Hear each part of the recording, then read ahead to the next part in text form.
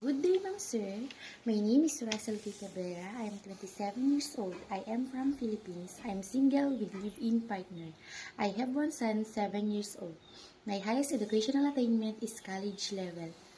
My hobbies is singing and reading books.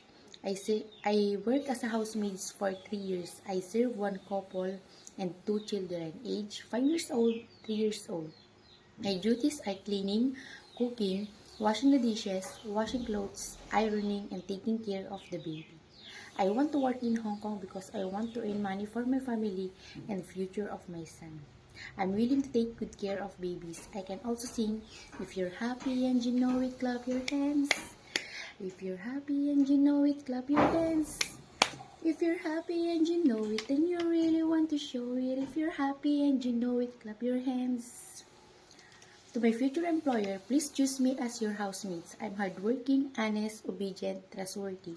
I can also work under pressure. I promise to finish my contract. Thank you, and I'm looking forward to work with you as soon as possible.